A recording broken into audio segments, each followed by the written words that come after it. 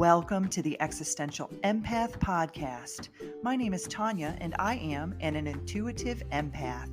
My intention is to share valuable tips, tools, and techniques that I have learned so you can tap into your own inner healer naturally and intuitively.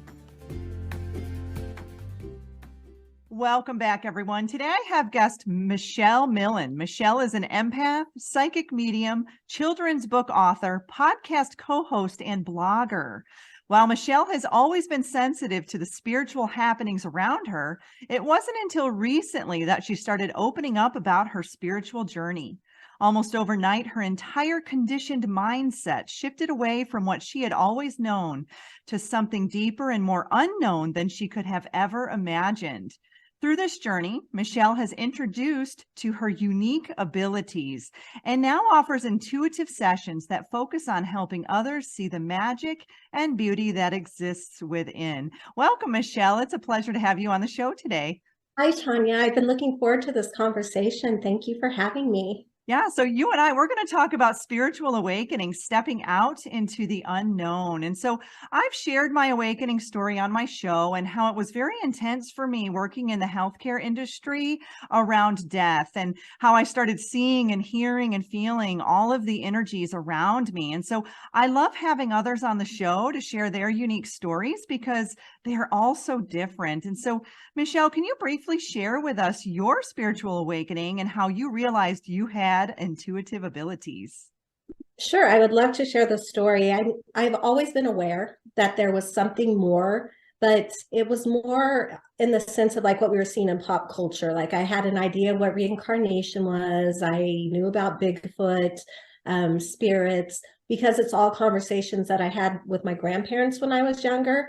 But that was about the depth of it. Like I always had the interest. And when my kids, I guess I was about 20 and my kids, very young, there was a moment when I really wanted to jump in and learn more about angels and that connection there.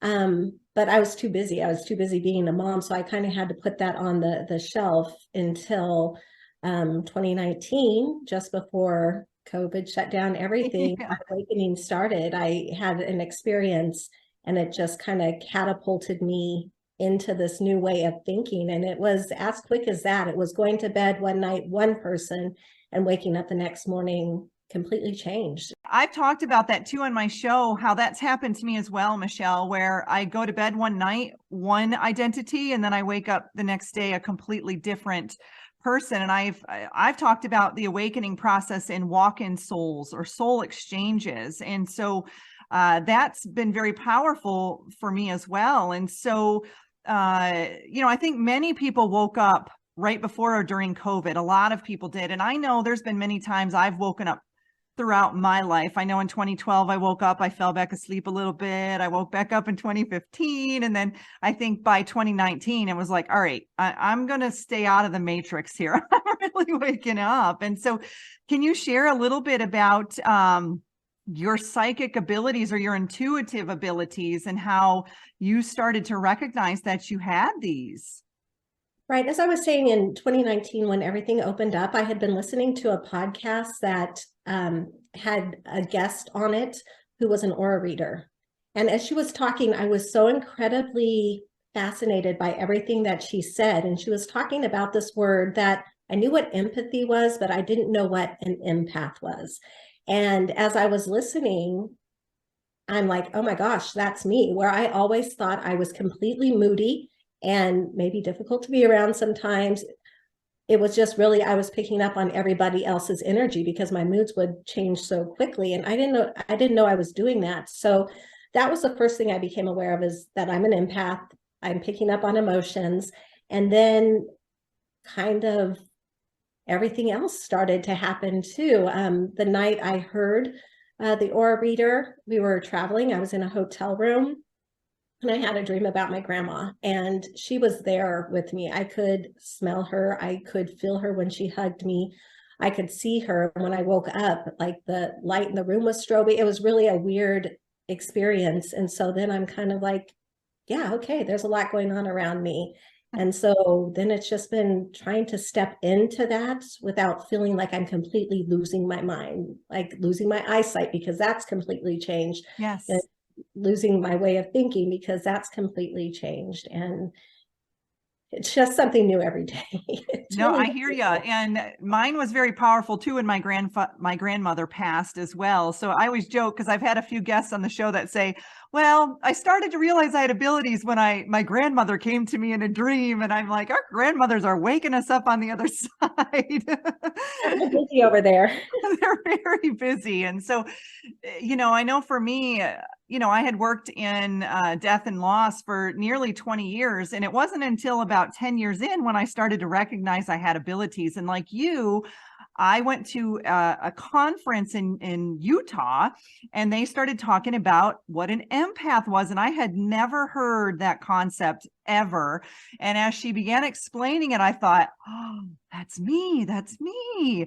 And so I think that, like you, was very eye-opening. And once you realize that you can tune into the energies outside of you, I feel like it brings our power back to us. It's like, okay, now I'm not just a kite in a hurricane just blowing around. I actually have, the abilities to rein this in a little bit and master it. And I think that's what many of us are going through. It's like we wake up and it's just chaos sometimes. And I don't know for you, if you can, maybe share some of your story on when you first started to wake up and what that feeling was like. Oh my goodness. Well, I always, since I was a child, felt a little out of place because where a lot of people can see black and white, I never could see black and white. I always saw various shades of gray. So if somebody were to share with me their story and their experience, I'm going to feel for you. I'm going to empathize with you.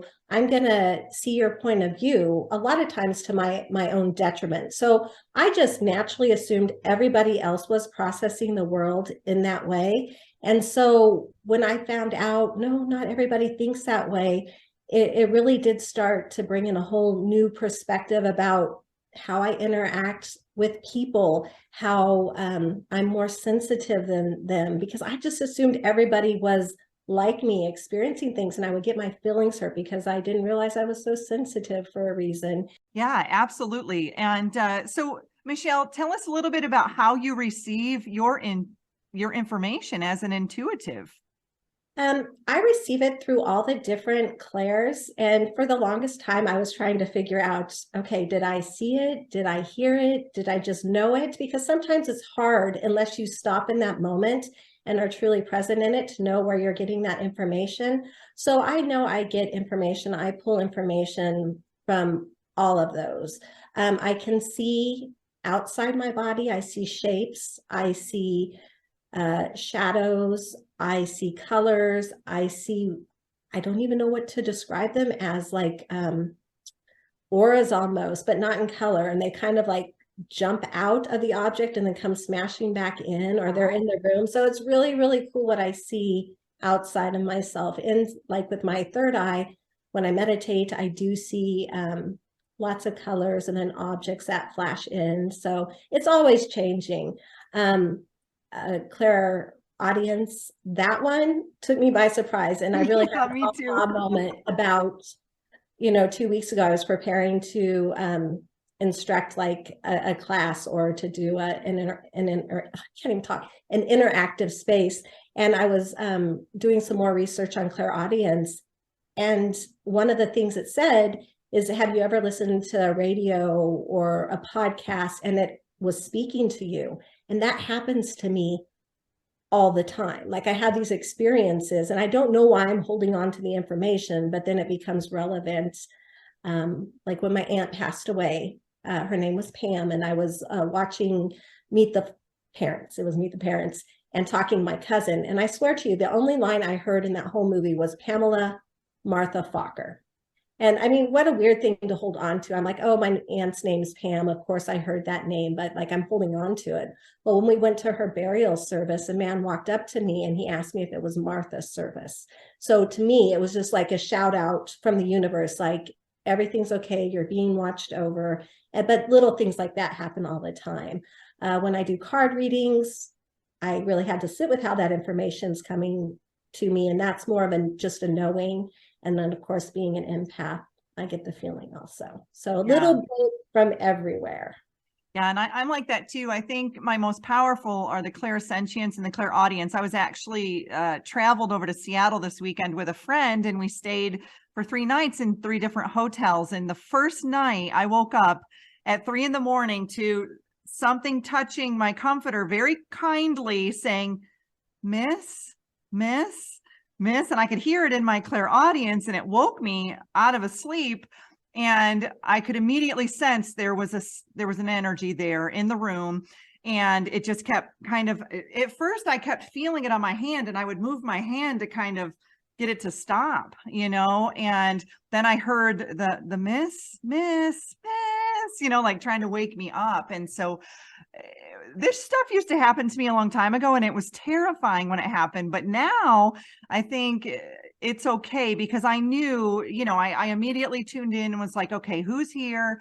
Immediately I knew I needed to cross over some spirits that were in that room. And there was a mom and a little girl, and that's who was touching me, was the little girl. And so there had been a time when I would jump out of bed and scream and be like, what is it? What is happening? But for me, that became very, it's kind of normal now. And it sounds like with you, your abilities, you start to tune into them, and you get better at recognizing them. You get better at understanding them, and it's not so scary. And so, Michelle, what do your friends and family think about your spiritual awakening? Because I love to talk about this topic, because many of us who awaken, it's not like the whole family awakens at the same time.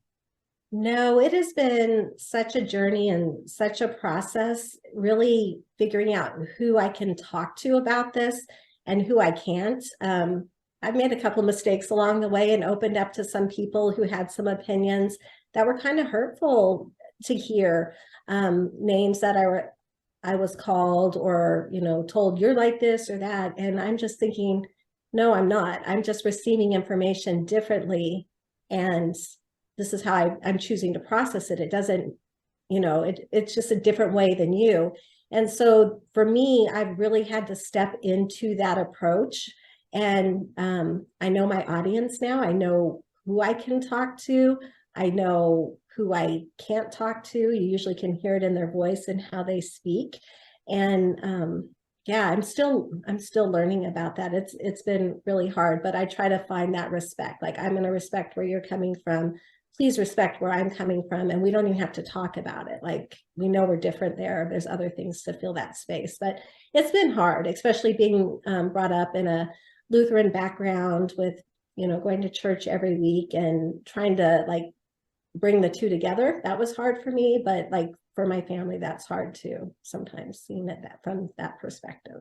Yeah. And I think that's something that many of us are going through, especially the ones who awaken first within the family. And I think within my dynamic, I woke up first, and then I started to share things with my sister, but she wasn't ready for it yet. Like, I was working with crystals, and so she was a little fearful of that. And then she shared it with my mom, and then they thought I was doing witchcraft, and then they had to have an intervention, and it got a little dicey there for a while. But now my sister and my mom have more crystals than I do, so it's just, it's really hard being the pioneer, or the one who turns the light on first, I guess, so to speak, and but then with that said, it's like, I went through that process. I helped my sister, and now my sister's helping my parents, at that point. So, but not every family's like that. I know I've got friends who, they're like, my parents aren't even at nearly to the point where your parents are. And so I know that it's really hard. So, Michelle, how do you navigate being around others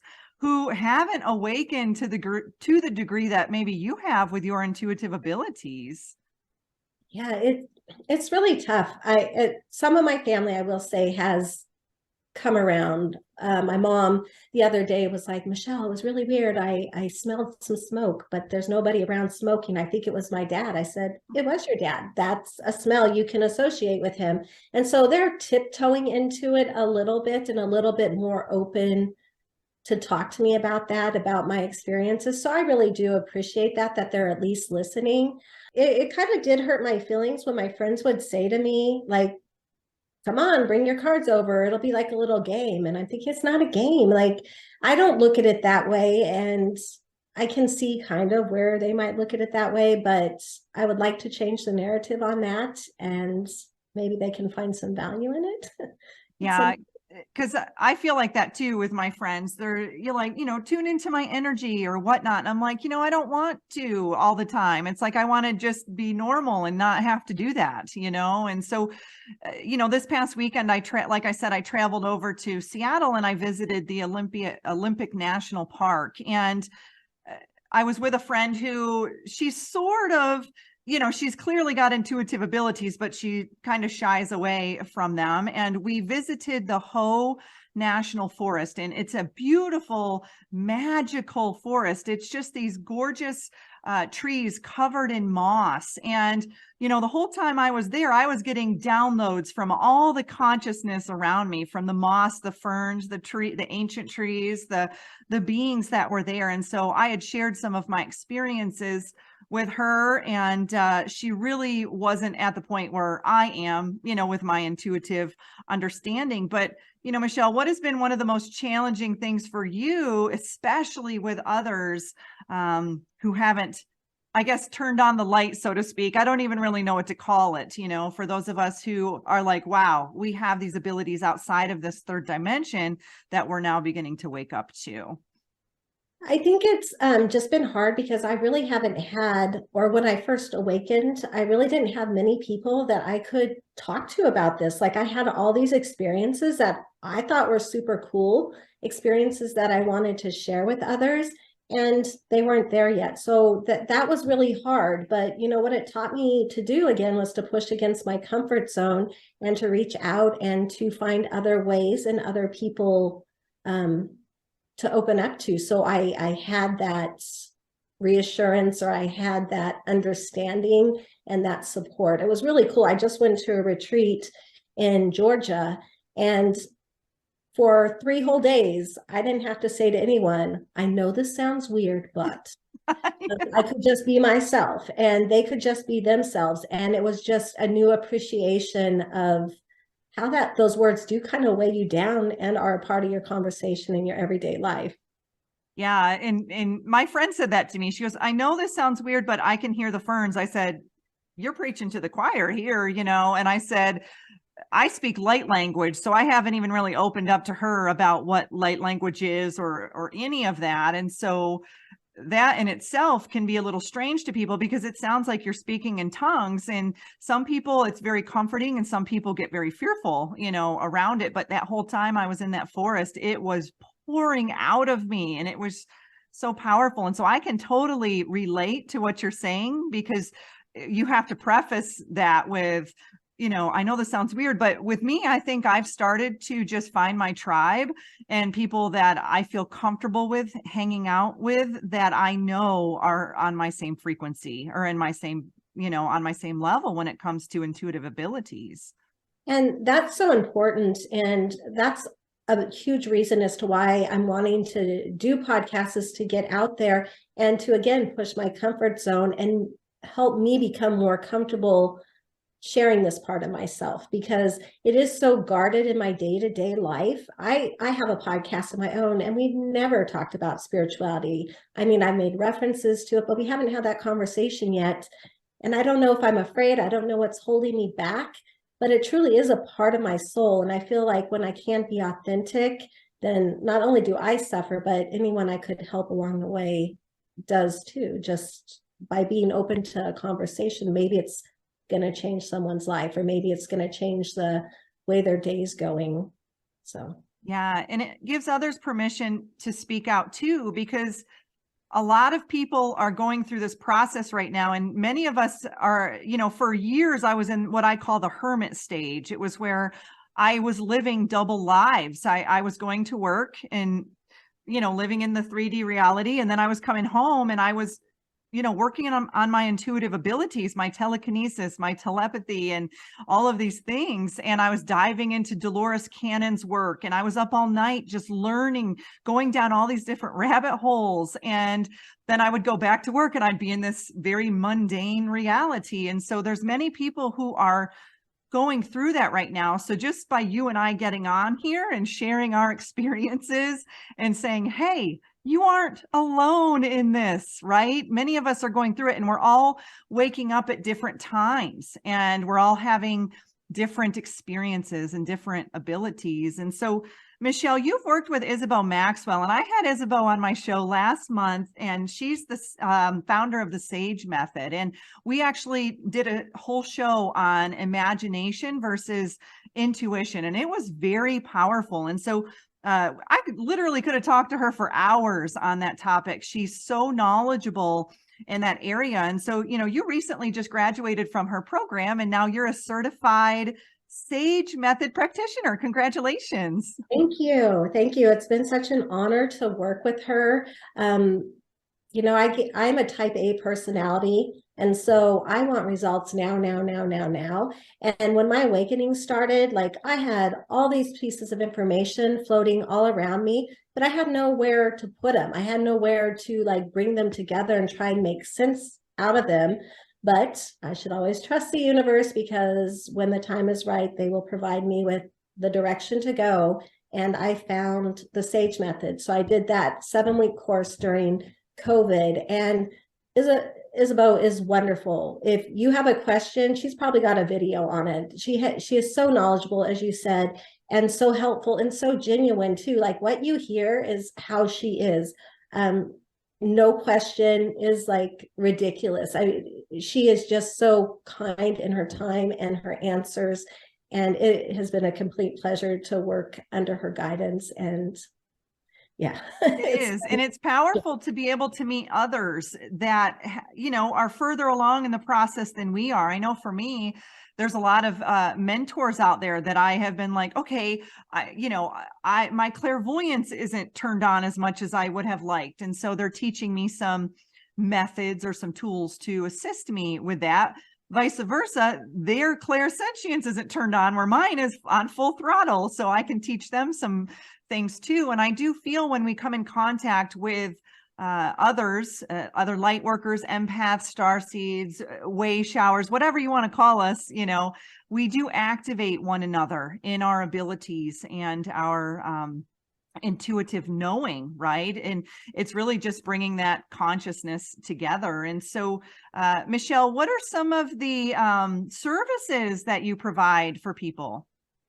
Well, as you mentioned, I'm an emotional intuitive, and I think in your opening, you are emotional intuitive also. I call myself an intuitive empath, I guess. And I'm very emotional. I can tune into people's emotions fast. Yeah. No, I can also.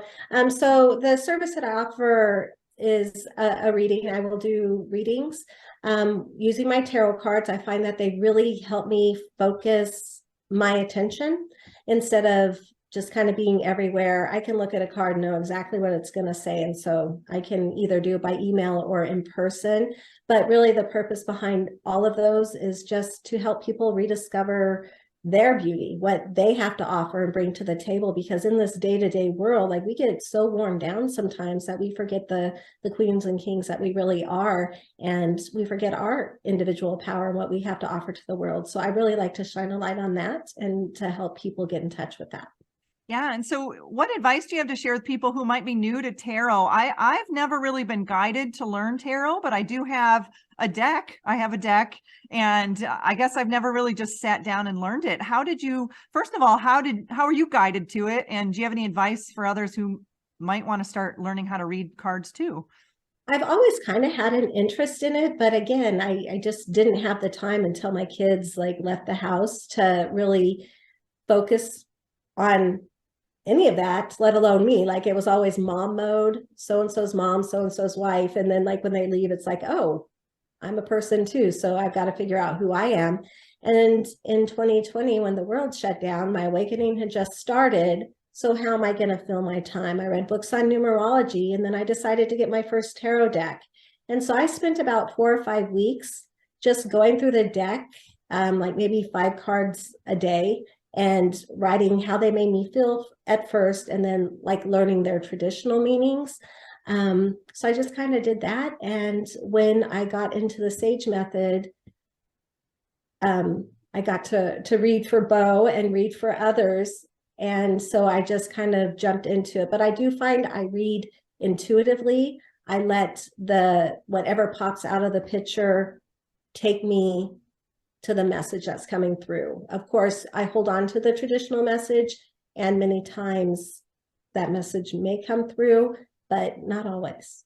Yeah, I totally understand that, because when I work with clients too, I had a guest on last week, and we were joking that oftentimes our information comes through in the shower before we even meet with the person. And so, once you tune into someone's energy, any information can come through at any time, really. And so it's so weird when it comes through, because I have to I use applied kinesiology or muscle testing sometimes to validate, okay, is this meant for me, or is this meant for maybe one of my clients, and which client? And, because sometimes if I have several in a day, then I'm trying to really decipher that information that's coming through. But the funny thing is, the moment I sit with that client, I immediately have clarity on, all right, that information is specifically for, for this person. And yeah, when you said I was an emotional empath, I can be out at a store, I can be anywhere, and I feel fine. And then I'll pick up a pain or something in my body where I immediately know that's not mine. It's someone within my vicinity. And I traveled with a friend this weekend, and she had just recently gotten in a car accident a few weeks ago, and my left wrist was killing me the whole time. And she said that was one of the areas that she had injured. And it was like, okay, that's not mine to carry. I'm going to send it back to her to heal. And any energy that I can send to help assist with the healing, then I send that. But I'm not going to carry that pain anymore, because for many years I did. Right. Well, first of all, I'm impressed. I know many people do several readings in a day, but I limit myself to just one because I'm new to it all. Yeah. And they do, like if I have a reading scheduled, I'll have information start trickling in as soon as it's scheduled, and I try and compartmentalize it. But the way my intuition works too is, once I get a piece, it's like a snowball. Like you start with a small snowball and it rolls down the hill, it gets bigger and bigger, and it just starts building and it gets circular. And so I keep trying to put it in that box, and sometimes it works, sometimes it doesn't. But also picking up on those pains or picking up on a behavior I normally don't have, and be like, no, this isn't mine. Yeah. So I've done that before. Yeah. When I travel, I'll start craving certain foods, like Mexican food or sushi. I had actually gone on a hike, and I started craving sushi terribly. And I don't even really eat sushi. Well, I found out later on that it was prisoner of war camp for the Japanese in this particular national park that I was at. And I had actually was tuning into some of the energies there. And so I begin to recognize that I guess the downloaded information that can come in so many different ways, and it can come through food. You're like, why am I craving this food? What does this mean? And, Michelle, I worked with organ donors for many years, organ donors and recipients. And many of the recipients would share after their transplant, they would have different food cravings. And then they would find out that, their donor loved pizza or, loved certain foods. And so I am a firm believer that, everything is energy, right? And we can pick up on that anytime. We just have to be at the right frequency, to tune into it.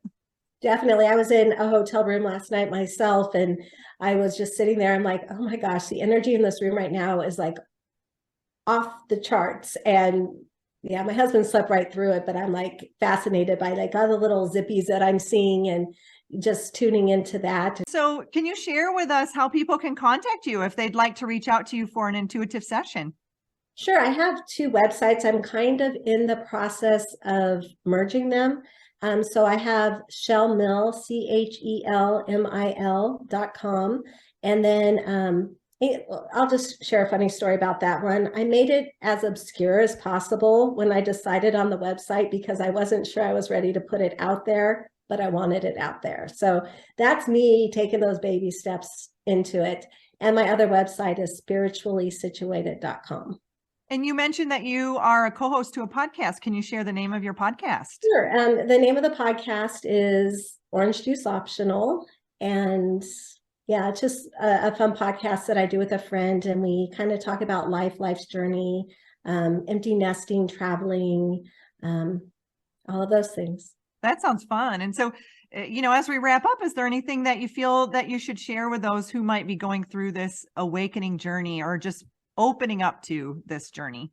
I think I'd really like to share that it is a process, and as you step into it, you're not going to know everything, the first couple of days.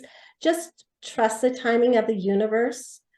Trust yourself. I think that's really important. And don't compare yourself to other people, because people take in information differently. People have different abilities and work with different things. So yeah, just be yourself, be authentic to who you are, and let the experience flow through. If you're open to it, just stay open to it and stay curious. Yeah, I think that's some very valuable advice, is to not compare yourself to others, because we all have different abilities, and we all, I'm a firm believer that we've worked on them in past lives. And that's why some of us are really good with, maybe clairvoyance, and others are really good with clairaudience and, whatnot. And so just be patient and allow your abilities to come and bloom, with inside of you, however that may look, because they're all so very different, because we're all so very different. Right. No, it truly is a blessing. And then to see how others work, and those you can work with, and how they complement each other. I mean, it truly is a journey, but so worth it if you're ready to embrace it. It is. And it makes the world just so much more exciting. We get to see things outside of our third dimensional reality. And I love that. You had talked about Sasquatch, and this past weekend, I haven't really talked about this too much on my show. I'm actually a guest on many other podcasts talking about Sasquatch and extraterrestrials and whatnot. But visiting the Olympic National Park in Washington, there's a lot of Sasquatch activity, over there. And so I've got a ton of structures that I see here, and I've got a group of us that actually go out on the weekends. And so it was neat to hear that you said your grandmother, I think you said, had shared with you some stories about Sasquatch. Yes, it was up in, I think it's Klamath Falls, Oregon. Do you know that area? I've been through there. I know where that is. So her and my grandpa had been down by the water. They were with one of their dogs, and from the other side of I think it was a river, something stepped out, and it was huge. It was something they'd never seen, ginormous. And it started like crossing the river, and it scared them. It scared the dog so much that they ran away from it. But it was a story throughout all of my childhood. And to watch my grandpa tell it, his eyes still got big. He was reliving that moment. It was terrifying to him. I'm sure it can be terrifying. I've never really physically seen one. Now I have friends who have, but I tune into the energy. I can feel it when you're out in the woods and you get those goosebumps, and something is there, but you can't tune into what it is. And there's a lot of talk in the Sasquatch community about mind speak, and me with my clairaudience, I pick up on that often. And so I don't physically see them with my eyes like some of my friends have. I actually tune into their energy, and I can feel it, and I can hear them sometimes. And so I can only imagine what that would look like to see one with your own two eyes. That would be awesome. If you see them as being interdimensional beings, Yes. you think that's why it's so hard? Yeah. Yeah, I totally feel that way. And we find the tree structures often, and I do feel that there's a marking. They're markings, whether they're portals. I've taken pictures of them, and they've had a ton of energy around them that come through in the pictures. And it's just fascinating. I love everything about it. And just being over there this past weekend, it was just, I felt like I was in their presence. It was really a neat experience. That is really cool. I had someone close to me in my life share a dream they recently had with me. They were on an airplane, but so was a Bigfoot.